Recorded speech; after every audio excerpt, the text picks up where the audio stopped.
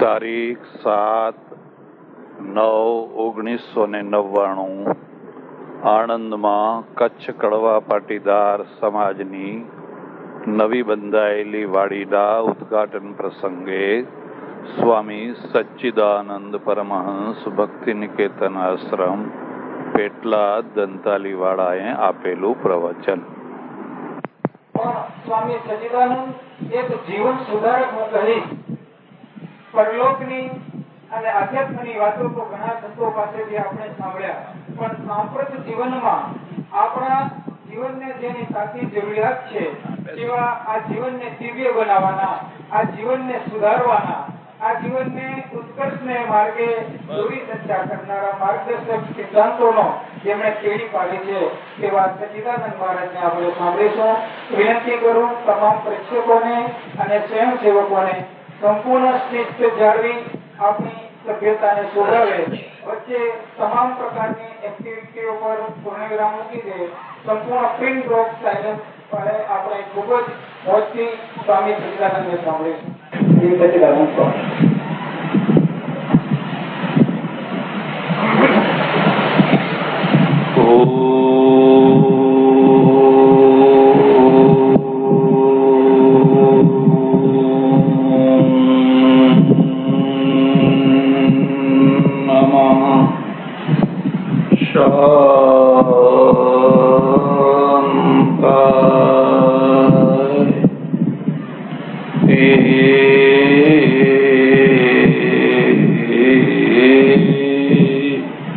जैसे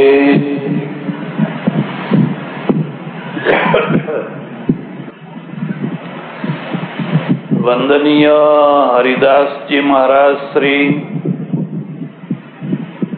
आनंद कच्छ कड़वा पाटीदार समाजना प्रमुख श्री, उपप्रमुख श्री, मंत्री श्री અને બધા કાર્યકર્તા ભાઈઓ,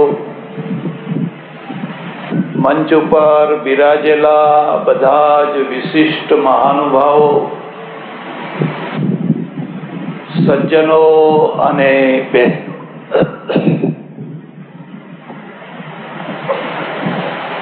મને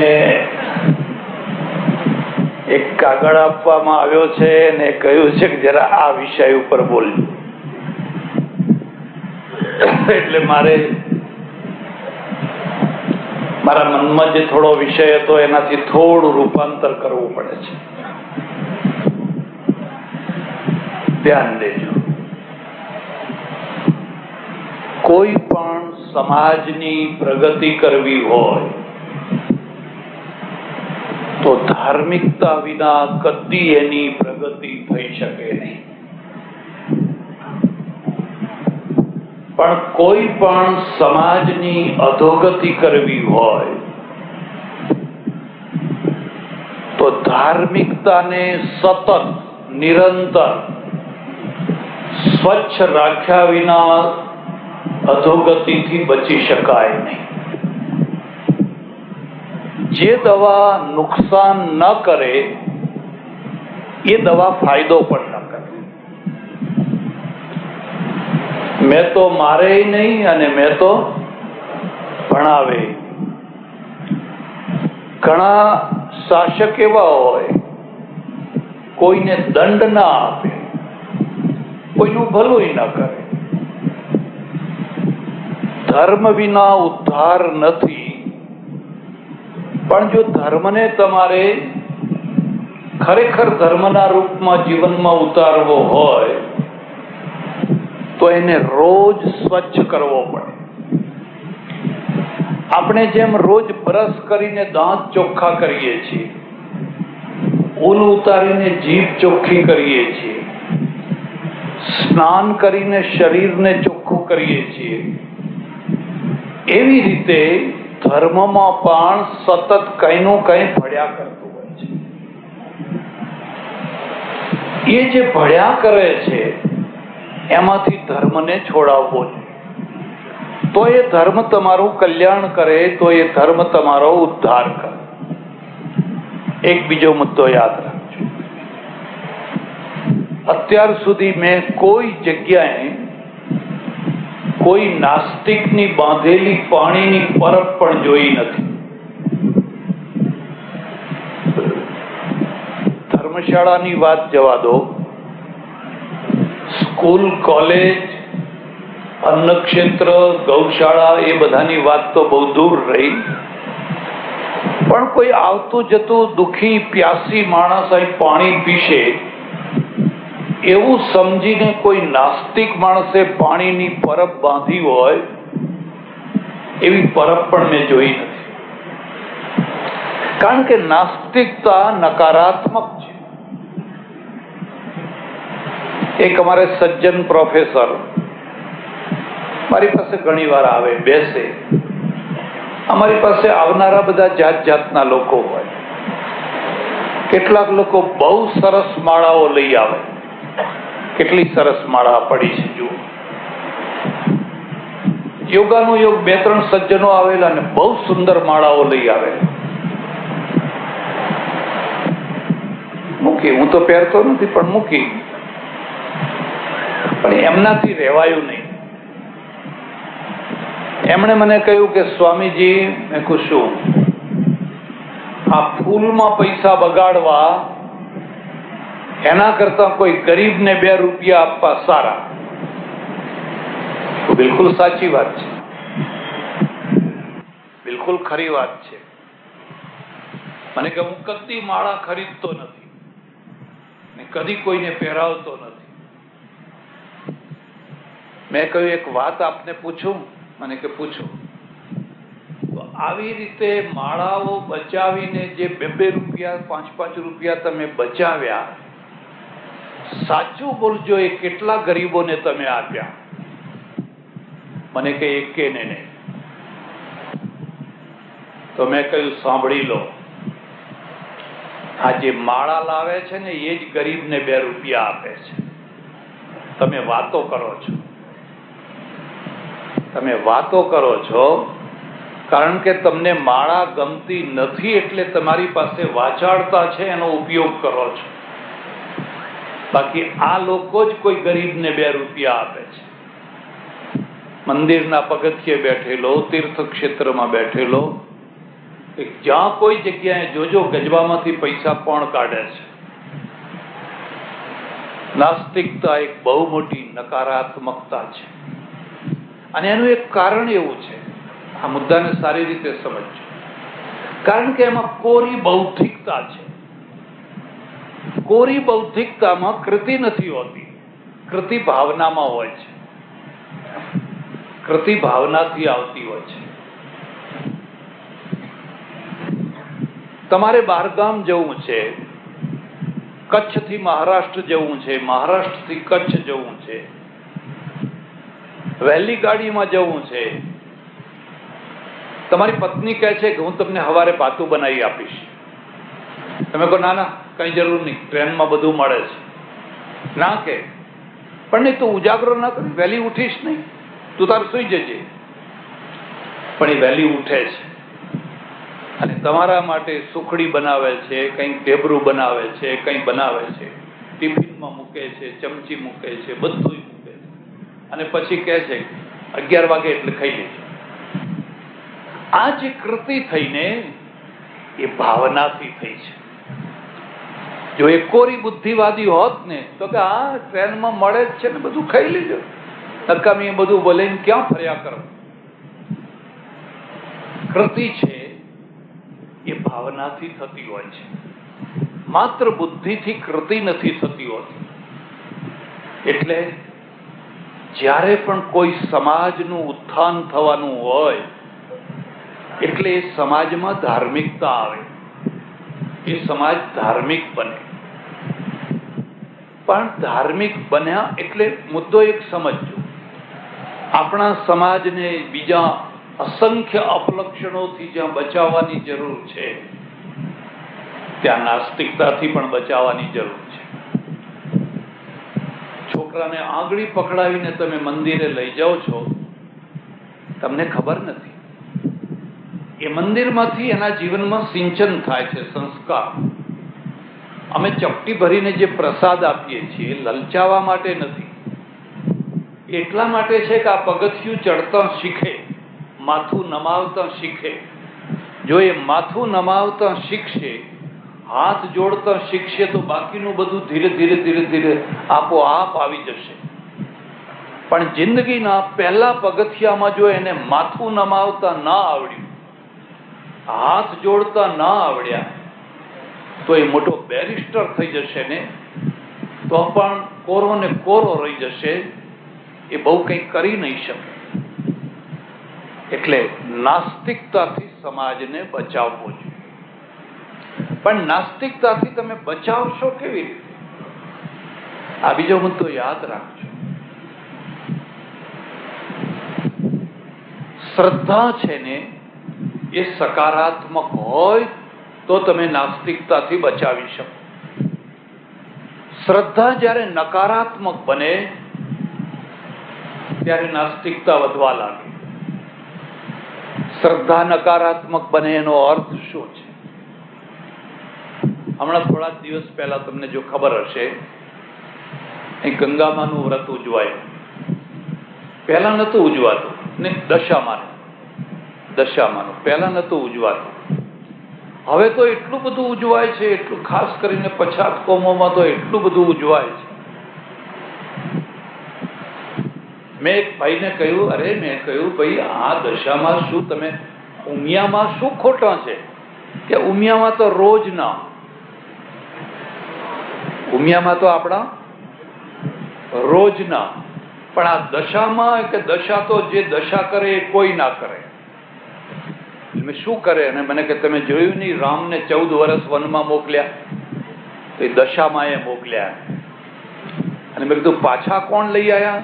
ઉમિયામાં લઈ આવ્યા કે પાછા કોણ લઈ આવ્યા એ ખબર નહીં, પણ દશા કરે એ કોઈ ના કરે.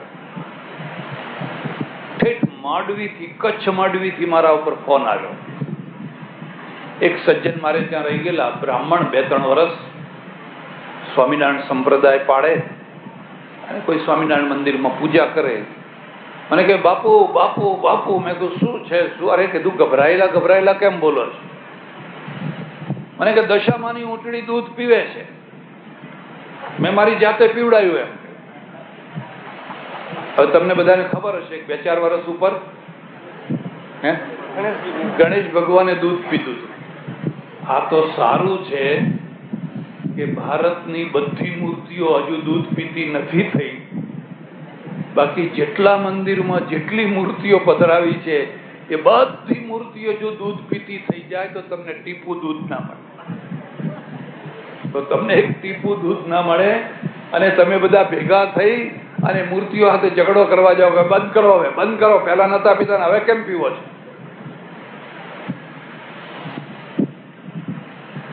એટલે પછી મારી પાસે 2-4 સજ્જનો બેઠેલા. હું તો આ વાતને હસી કાઢી પણ મેં કહું બરાબર છે. મેં કહું ભાઈ જો ભાઈ આ ફોન આવ્યો છે, દશામાની ઊંટડી છે ને એ દૂધ પી. હવે આ પણ એક વિચિત્ર વાત છે. દશામાં ઊંટડી ઉપર બેહે છે ને, ઊંટડી વાહન છે. મેં કહું જુઓ આટલામાં કઈ ઊંટડી હોય તો જુઓ. તો કે આપણે ફલાણા મોહલ્લામાં તો દશામાની બહુ મૂર્તિઓ આવી છે, તો જઈને દૂધ પીવડાવી જુઓ. 2-4 છોકરા દોડ્યા, અડધા-પોણા કલાકમાં પાછા આવ્યા કે એકે ઊંટડી દૂધ પીતી નથી. મેં કહું સાચી ઊંટડીઓ નહીં હોય. આ એક એવું ક્ષેત્ર છે ને કે તમે એને પકડી જ ન શકો. આ ઊંટડીઓ સાચી નહીં હોય. મને કે સાચી નહીં હોય એટલે? મેં કહું દૂધ પીવે એ સાચી, ના પીવે એ ખોટી. તમારી ઈચ્છા હોય તો તમે કોઈ વાર બેટ દ્વારકા જજો અને બેટ દ્વારકામાં બધે યાત્રા દર્શન કરો. પછી એક બહુ મોટો થાંભલો ઉભો કરેલો છે લાકડાનો, એમાંથી લોકો પાર થાય છે. અને જે પાર થઈ જાય એ પુણ્યાત્મા, અને જે ના પાર થઈ શકે એ પાપાત્મા. હવે વિચારો, ભારે શરીર હોય, જાડું શરીર હોય, આખી બસ ગઈ હોય, બધા પાર થતા હોય તો એની ઈચ્છા થાય કે ના થાય? અમે બહેનોને ખાસ ઈચ્છા થાય. હવે એક બેન હતી અમારા સાથે, એને બિચારીએ ઘણી મહેનત કરી પણ એ પાર ના થઈ શકે. એટલે હવે દુશ્મન જુઓ, એની બેનપણીઓ જ દુશ્મન છે, આથી પાર થાય. એટલા પાપ કર્યા છે ને તે કોદાળો પાર ના થઈ શકે. અને આ બધા પાર થઈ ગયા એ બધા પુણ્યાત્મા હતા. આને ને ધર્મને કંઈ લેવા દેવા નથી. હું જયારે ધર્મની વાત કહું છું ત્યારે વહેમની કે અંધશ્રદ્ધાની વાત નથી કહેતો. વહેમ અને અંધશ્રદ્ધા છે એ નાસ્તિકતા વધારનારા છે. એનાથી આસ્તિકતા નથી વધતી. નાસ્તિકતાથી નાસ્તિકતા નથી વધતી, કારણ કે એ તો નકારાત્મક છે. તમારે જોવું હોય તો જોજો, તમારા ઘરમાં એક માણસ કશું કામ ના કરે, સવારથી સાંજ સુધી ખુરશી ઉપર બેસ્યો હોય અને બધાની નિંદા કર કર કર કર કર કરે, આખા ઘરમાંથી એ ફેંકાઈ જવાનો હોય અને આના ઉપર કોઈને પ્રેમ નહીં થાય. કારણ કે કશું કરતો નથી ને બધાની નિંદા કરે છે. નાસ્તિકની આવી દશા છે. એ કશું કરતો નથી અને જે હાથ ઉપર ચડે એની નિંદા કરે છે. જે હાથ ઉપર ચડે એની નિંદા કરે. ભાઈ એ બધા ખરાબ છે, માની લે, તું કંઈક તો કર, પાણીની એક પરબ તો ઊભી કર, પાણીની એક પરબ તો ઊભી બંધાઈ દે. મારા એક ઓળખીતા સજ્જન છે, જરા કલમની શક્તિ છે, એમણે લખ્યું મને કે હમણાં આ સાધુઓ છે ને એ હવે જ્યાં જાય ત્યાં લોકોને કહે છે દવાખાનું કરવું છે, અન્નક્ષેત્ર કરવું છે, ગૌશાળા કરવી છે. મેં કહું સારું છે ને, એટલે તમે કેવા માણસો છો કે કશું નથી કરતા તો કે કંઈ કરતા નથી, અને કંઈક કરે છે તો કે હવે જુઓ આ દવાખાના કરશે, આ અન્નક્ષેત્ર કરશે, આમ કરશે. તો તમારે કરવું છે શું? અમારે ટીકા કરવી છે, અમારે નિંદા કરવી છે. અને એટલે એ નકારાત્મક જીવન જીવનારો માણસ છે, આખા ઘરમાં અળખો થઈ જવાનો છે. એક માણસ કશું બોલતો નથી. મારે ત્યાં એક 75 વર્ષના પટેલ આવે, ઘણી વાર આવે, મહિનો, 2 મહિના, 3 મહિના રહે, પછી જતો રહે. મસ્ત માણસ છે. પરમ દિવસે મને કે બાપુ એક દિવસ મારે અમદાવાદ જવું છે. મેં કહું કેમ? શેષનને હરાવવા જવું છે. મેં કહું ભાઈ શેષનને હરાવવાની તમારે શી જરૂર? ના કે નર્મદાનો વિરોધ કરે છે. એની સભામાં હું જઈને બોલી આવ્યો કે વોટ નહીં દેંગે, એટલે બધાએ કહ્યું ગાડો છે, ગાડો છે, ગાડો છે. પોલીસે મને ચૂપ કરી દીધો. મેં કહ્યું ભાઈ એ પહેલા એને કહ્યું હતું, પણ હવે અત્યારે વિરોધ નથી કરતો, હવે તો એ ડાયો થઈ ગયો છે. તો કે એને વોટ આપી આવું. હવે આ પાછું જોઈ તો કે એને વોટ આપી આવું. મેં આટલો સીધો માણસ, આટલો ભોળો માણસ, પરોળીએ ઉઠે. બધા વૃદ્ધો, બધા આશ્રમમાં વૃદ્ધો રહે, એ બધા નહીં ઘણા ખરા પાછા હુઈ જાય. આ ખોટી વાત છે. ભગવાનનું ભજન કરવું એ સૌથી અઘરામાં અઘરું કામ છે. નવરા બેસી રહેવું સરળ છે, ઊંઘી જવું સરળ છે, માળા તો ફેરવી જુઓ, અને મન લગાવીને ફેરવી તો જુઓ, તમને ખબર પડે. એક રૂમમાં બારણું બંધ કરીને 2 કલાક તો બેસી જુઓ, અઘરામાં અઘરું કામ છે. એટલે બધા નહીં પાછા સુઈ જાય. બધા આ માણસ નાય નહીં, આખા આશ્રમનો ઝાડુ લગાવે, કચરો, અને પગ લંગડો, પાછો પગે વાર વાર વાર વાર વાર વાર. પેલા બધા 6 વાગે પ્રાર્થનામાં જાય ત્યારે એને અડધો આશ્રમ વારી નાખ્યો. હવે તમે વિચાર કરો, આ માણસ ઉપર પ્રેમ થશે કે નહીં થાય?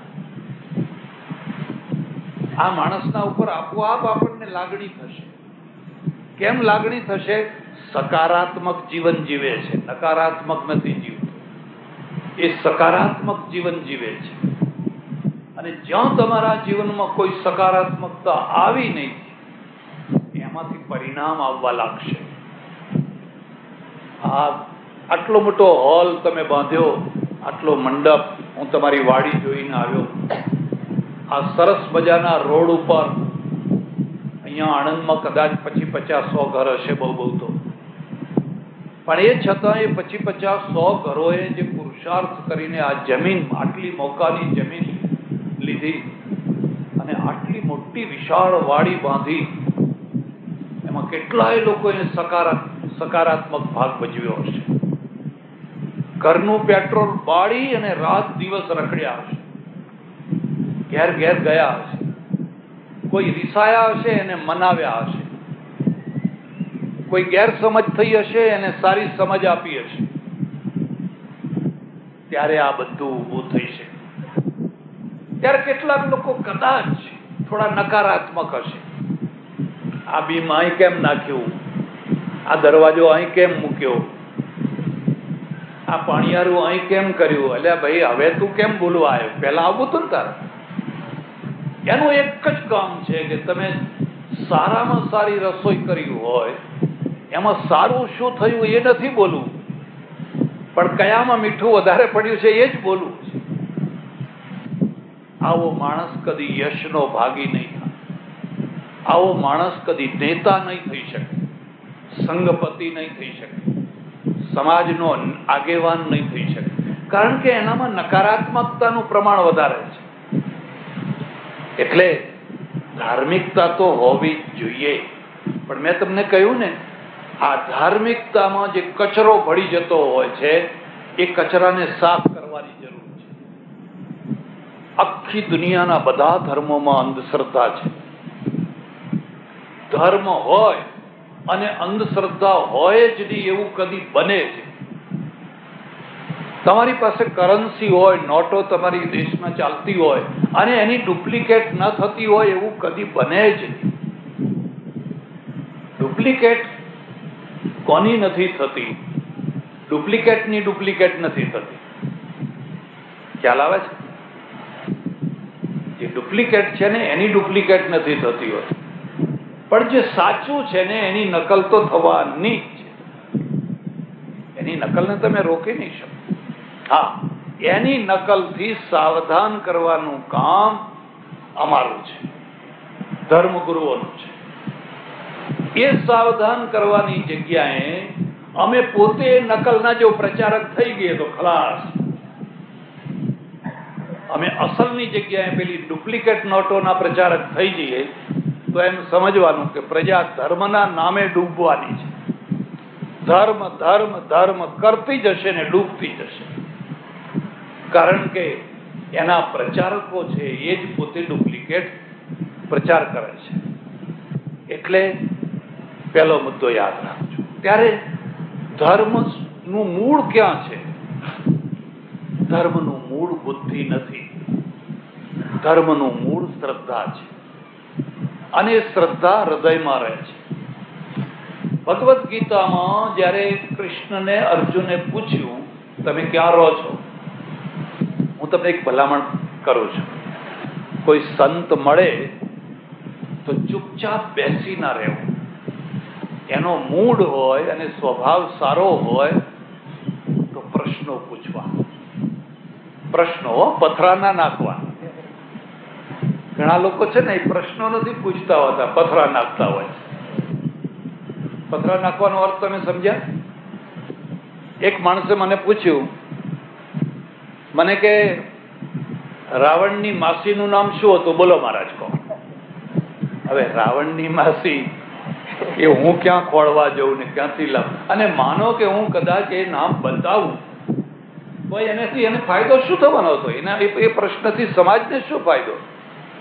પણ એને કઈ જ્ઞાન માટે પ્રશ્ન નતો પૂછ્યો, એને તો એટલા માટે પૂછ્યો હતો કે મહારાજને ચૂપ કરી દીધા, અને આપણે તો ચૂપ થવાનું જ છે, આપણે તો ચૂપ જ છીએ. પણ એ પાછો એનો ગેરલાભ ના ઉઠાવે એટલે ભગવાને વળી પાછી મને બુદ્ધિ આપી દીધી તરત જ. મેં કહ્યું ચંપાબેન, અને કે ચંપાબેન? હા. મેં કહું તમને ક્યાંથી ખબર? મેં કહું મને બધી ખબર. ચૂપ થઈ લો. એટલે શું, બહાર જઈને કોઈને અરે કે પ્રશ્ન પૂછ્યો પણ કશું આવડ્યું જ નહીં એમ, એટલે બરાબર બોલે. હવે તો એવું બોલે તોય બરાબર છે. આને પ્રશ્ન ન કહેવાય, આને પથરો કહેવાય. એક બીજા સજ્જને વળી એક બીજી સભા મને પૂછેલું, મને કે બ્રહ્માનંદજીએ 242મું ભજન કયું લખ્યું છે? મેં કહું બ્રહ્માનંદ ભજનમાળા ઉઘાડીને જોઈ લો 242મું કયું લખ્યું. એમાં મને પૂછવાની શી જરૂર છે? હવે 242મું કદાચ હું બતાવી દઉં, 242મું એસી કરી ગુરુદેવ દયા મેરા મોહ કા બંધન તોડ દિયા, તો એ તરત પૂછે કે 41મું કયું લખ્યું છે? અને 41મું બતાવું કે 40મું કયું લખ્યું, હવે એને પહોંચી શકાય? પણ એ તો તમે બ્રહ્માનંદ ભજન મંડળ માળામાં તમે જોઈ શકો છો. આ પથરા છે. તદ વિધિ પ્રણિપાતેન પરિપ્રશ્નેન સેવયા, શરત મૂકી છે. એટલે કોઈ સંત મળે અને એનો મૂડ હોય એ પણ જોઈ લેવાનો હોય. ગાય દોવાની, પણ ગાય પારો મૂકે પછી દોવાય. ગાય પારો ના મૂકે અને તમે દોવા માંગો તો દૂધ ના નીકળે. એમ અર્જુન છે ને, અર્જુને કૃષ્ણને પ્રશ્ન પૂછ્યો. આખી ગીતા મેં સાંભળી, 18મા અધ્યાયમાં પૂછ્યું. મેં આખી ગીતા તમારી પાસેથી સાંભળી. હજુ મારો એક પ્રશ્ન બાકી રહી જાય છે. એ ઈશ્વર રહે છે ક્યાં? કઈ જગ્યાએ રહે છે? અને તરત જ કૃષ્ણે જવાબ આપ્યો, ઈશ્વર સર્વભૂતાનાં હૃદય સર્જન તિષ્ઠતિ ભ્રામયન સર્વભૂતાની યંત્રારૂઢાની માયયા. તમારામાંથી જે ગીતા વાંચતા હશે એને તરત ખ્યાલ આવશે, અને ના વાંચતા હોય તો વાંચજો. ઈશ્વર સર્વભૂતાન, પ્રાણી માત્રના હૃદય સર્જન તિષ્ઠતિ, હૃદયમાં રહે છે. કેમ હાથમાં રહે છે એમ કેમ ના બકે? પગમાં રહે છે અને નથી રહેતો? જો એ સર્વ વ્યાપક છે તો હાથમાંય રહે છે, પગમાંય રહે છે, બધે રહે છે. હમણાં થોડા સમયથી આપણે ત્યાં એક સંપ્રદાય ચાલ્યો છે બહેનોનો. એ બેને આવી મને એક દિવસ પૂછ્યું મને કે આ તમે ઈશ્વરને સર્વ વ્યાપક કહો છો? મેં કહું હા. અરર, સંડાસમાંય રહે છે, ઉકરડામાંય રહે છે? મેં કહું હા. અરે રે રે, શું તમે બોલો છો? એ તો ગંધાતી જગ્યા છે, ગંદકી છે. મેં કહું બેન, તમે ઈશ્વરના જે વિષ્ણુ સહસ્ત્ર નામ છે એ વિશેષણો સાંભળ્યા નથી. એના 1000 નામ છે, હજારો નામ છે. એ 1000 નામમાં એક નામ છે અસંગ, નિર્લેપ. એ બધે રહે છે ને બધાથી અસંગ છે, બધે રહે છે ને નિર્લેપ છે. મને કે એવું થઈ શકે? મેં કહું થઈ શકે. કેવી રીતે? મેં કહું સાંભળો. એ ઉકરડામાં રેડિયોના તરંગ રહે છે કે નહીં? ટીવીના તરંગ રહે છે કે નહીં? વાયરલેસના તરંગ એમાંથી પાર થાય છે કે નહીં? તો કે થાય છે. તો એમાં ગંધ આવે છે? રેડિયોમાં ગંધ આવે છે? હા હા, ઉકરડામાંથી આવ્યો હો આ ગીત. આમ રેડિયો આખો કરો. અરે રેડિયોના તરંગમાં ઉકરડો નથી આવતો, ટીવીમાં નથી આવતો. એ નિર્લેપ છે, એ અસંગ છે. તો પેલો તો સૂક્ષ્મ અતિ સૂક્ષ્મ છે, એમાં કેવી રીતે આવે? એટલે મુદ્દાને સમજો. આપણે એક તરફ કહીએ છીએ પરમેશ્વર બધે ઘાસ ચાસની પાસ પણ વિશ્વપતિનો વાસ, ભોંયમાં પેસી ભોંય રે કરીએ કઈ વાત, આસપાસ જાણે નહીં ને જાણે જગનો. એક તરફ આમ કહીએ, ગીતા કહે છે કે હૃદય સર્જન તિષ્ઠતિ. તરત જ અર્જુને પ્રશ્ન પૂછ્યો, તમે આમ બે વાતો કેમ કહો છો? એટલે એનું સુંદર ભાષ્ય છે ને, ભાષ્યમાં એનું સમાધાન છે. ભાષ્ય એવું કર્યું છે કે ભાઈ પાણી બધે છે. કોઈ વૈજ્ઞાનિકને પૂછજો, એ જ છે ને, એ જ બધે છે. આ હવામાં છે. તમે રોજ જો રેડિયો કે એમાં જુઓ તો એજનું પ્રમાણ કેટલું છે એ તમને બતાવશે. પાણીમય જગત છે, બધે એ જ છે. પણ છતાં કોઈને પાણી પીવું હોય તો આપણે હવા નથી બતાવતા કે હવામાંથી પાણી પીવું, એમ હવા નથી બતાવતા. આપણે નળ બતાવીએ છીએ, કૂવો બતાવીએ છીએ, પરબ બતાવીએ છીએ, પાણીયારું બતાવીએ છીએ. કેમ? ત્યાંથી પ્રત્યક્ષ પાણીની ઉપલબ્ધિ થાય છે માટે. કોઈ ભાષ્યકાર નીચે સમાધાન કરે છે, સર્વત્ર જલ હોવા છતાં પણ જ્યાંથી જળની ઉપલબ્ધિ થાય છે એ જગ્યા બતાવવામાં આવે છે. એમ સર્વત્ર પરમેશ્વર હોવા છતાં પણ પરમેશ્વર જ્યારે પણ જેને પણ કોઈને પણ જ્યારે મળે છે ત્યારે અહીંથી મળે છે. મારા હૃદયમાં રહેજો, હરિ મારા હૃદયમાં રહેજો. એટલે એને હૃદયસર્જન તિષ્ઠતિ એમ કહ્યું છે. ભ્રામયન સર્વભૂતાની યંત્રારૂઢાની માયયા તમેવ શરણં ગચ્છ સર્વભાવેન ભારત તત્પ્રસાદાત પરાં શાંતિ. હે અર્જુન, તું એની શરણમાં જા, એની શરણમાં જા. એક બીજો મુદ્દો યાદ રાખજો. ભગવદ્ ગીતા છે ઈશ્વરવાદી છે, પણ શરણાગતવાદી છે. પુરુષાર્થવાદી છે, પણ પુરુષાર્થની સાથે શરણાગતવાદી છે. મામનુસ્મર યુદ્ધ ચ. અર્જુન, માને યાદ કરતો જા અને યુદ્ધ કરતો જા. બે કામ સાથે. હૃદયથી મને યાદ કર ને આ બામ બાકી તું તારું કામ કરતો જા. બેયનો મેળ કરેલો છે. એટલે ધર્મનું સ્થાન પણ હૃદય છે, પ્રેમનું સ્થાન પણ હૃદય છે. અને જે ચીજ હૃદયમાં રહેતી હોય એ ઠોકર સહન ન કરી શકે. આ બીજો મુદ્દો યાદ રાખજો. એટલે તમે કોઈને લાત મારવી હોય ને તો કોઈના પગ ઉપર લાત મારજો, પીઠ ઉપર લાત મારજો, બધે લાત મારજો. કોઈના હૃદય ઉપર લાત ના મારશો, કોઈના પેટ ઉપર લાત ના મારશો. પેટ ઉપર લાત મારવાનો અર્થ તમે સમજ્યા? ઘણા વર્ષો પહેલા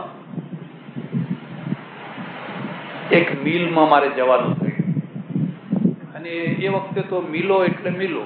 આજે તો મિલો બંધ પડી બધી. હવે મિલના મેનેજર, એનો રૂઆબ એટલે વાઘ વાઘ, ફફડી ઉઠે. અત્યારે તો મેનેજર ફફડી ઉઠે. કાયદા એવા થઈ ગયા બધા યુનિયનના. એમના ઘરમાં ગયા, પધરામણી કરાવી. આખો પેલો શ્રીનાથજીનો મોટો સરસ મજાનો ફોટો, અને એની બાજુમાં જ એની માતાજીનો ફોટો, માનો ફોટો. હું તમને એક બીજી વાત વચ્ચે કહું છું. મા બાપનો ફોટો ઘરમાં જરૂર રાખજો. બીજા ફોટા રાખવા હોય તો રાખજો, ના રાખવા હોય તો નહીં, પણ માતા પિતાના ફોટા તો જરૂર રાખજો.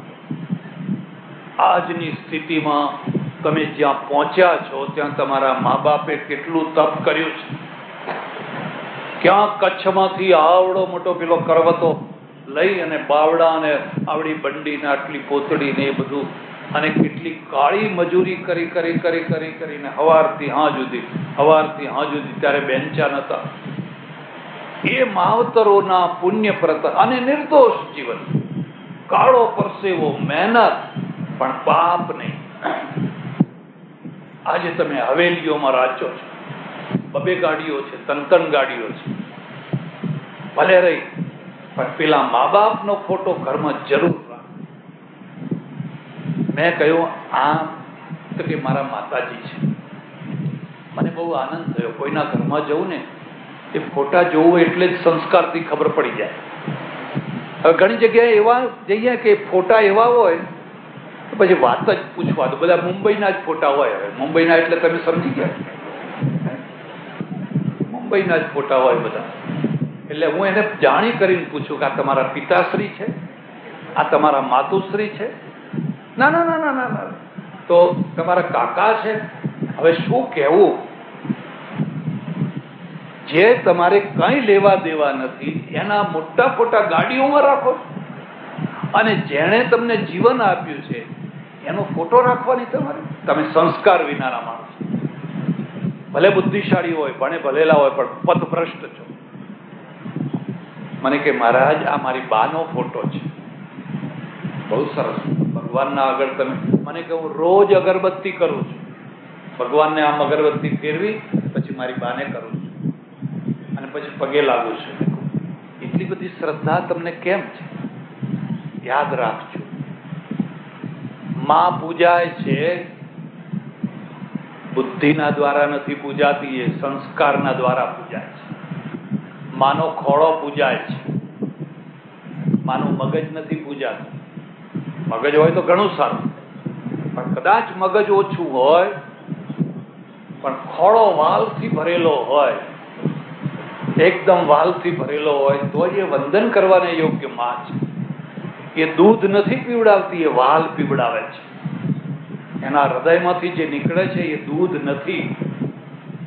તારા દૂધના પૈસા લઈ લેજે એમ ઘણા છોકરા કહે, હો હિસાબ કરી આપ, તારા દૂધના જે પૈસા થયા હોય એ હું તને આપી દેવા તૈયાર છું. અરે દૂધ નથી, એ વાલ છે.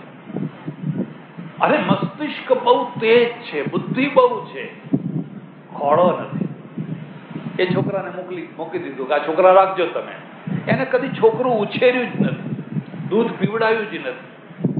એને દૂધ પીવડાવું ને મારી જુવાની ઓછી થઈ જાય, મારી જુવાની ખલાસ થઈ જાય.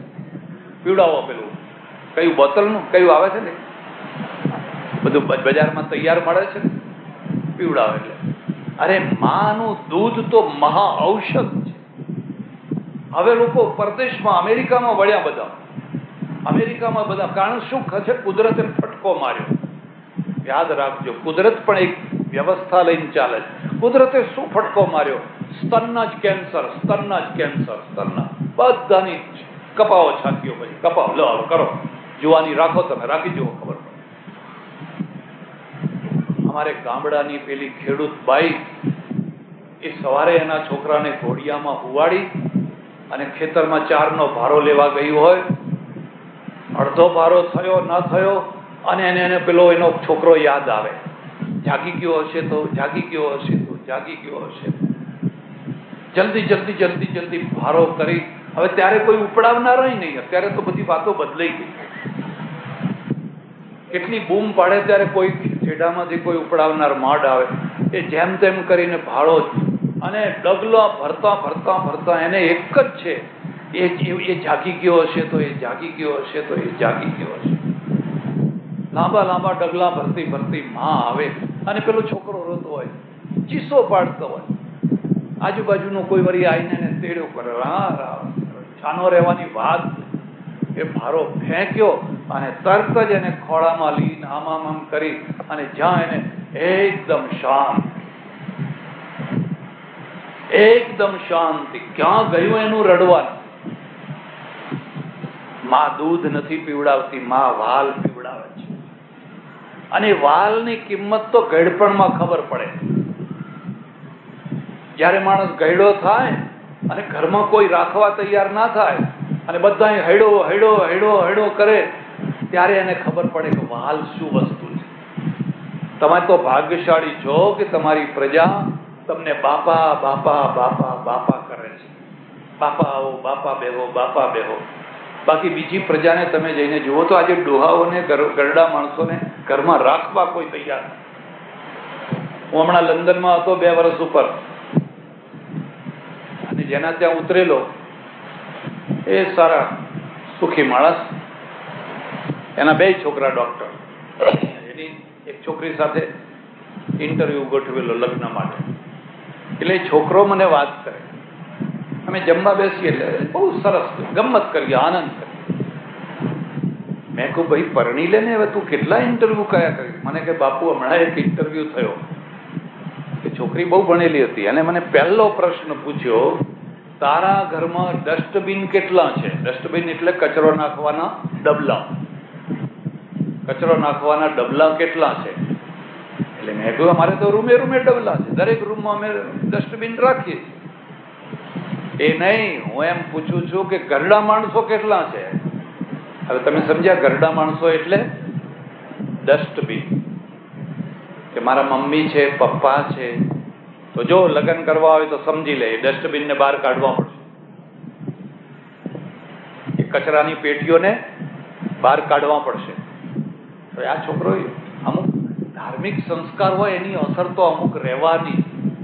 એણે કહ્યું, મેં તે શું કહ્યું કે હું ફટ દઈને ઊભો થઈ ગયો અને ઊભા થઈને મેં કહ્યું કે મારા મા બાપને બહાર કાઢવું એના કરતા તારા જેવી 1000 છોકરીઓને બહાર કાઢવું. એમ ચાલ નીકળ અહીંથી કરીને બહાર આવી ગયો. આવડું મોડું થઈ ગયું. તમે તો ભાગ્યશાળી છો કે તમારી જુવાન વસ્તી તમને બાપા બાપા બાપા બાપા કરે છે. પણ ઘરડા માણસો, કોઈ ઘરડા ઘરમાં તમે જઈને જુઓ, એમને વાલની ભૂખ છે, કોઈ વાલ આપનાર નથી. એ વાલ માએ આપ્યું. અને હવે એનામાં માનો કે ભણેલી ના હોય, ઓછી બુદ્ધિ હોય તો કશો વાંધો નહીં. બાપ ધંધો શીખવાડે, માં સંસ્કાર શીખવાડે. બાપ એ ના શીખવાડે કે આ પાપ લાગે કે એ તો કે બિલ બનાવને સરવાળો આમ જરાક વધારે કરી દેવાનો. બધા જ કઈ સરવાળો કરતા નથી હોતા, અને કોઈ કરીને આવે તો આ ભૂલ થઈ ગઈ. પણ તમારી ભૂલ હંમેશા વધારામાં જ કેમ થાય, ઓછી કેમ ભૂલ નથી થતી?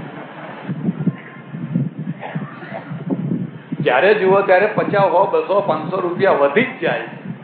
બાપ એવું શીખવાડે, માં સંસ્કાર શીખવાડે. મને કે સ્વામીજી, મારો સ્વભાવ એટલે મરચા જેવો, અને આ મિલનો મેનેજર બેતાજ બાદશાહ, જેને ધારું એને રાખવું, જેને ધારું એને કાઢવું. વાહ! પણ માં જયારે મરણ પથારીએ પડી તો એની પાસે બેસી 1000 કામ પડતા મૂકીને પણ એના માથા આગળ બેસી રહું, પંખો નાખો, એના માથા ઉપર હાથ મૂકું, બા બા બા. અરે મરવાનું પણ ગમે. તમને કોઈ આવું કરતું હોય તો મરવાનું પણ ગમે. ત્યારે મરતી વખતે એને કહેલું, તું મારી એક વચન મને આપીશ?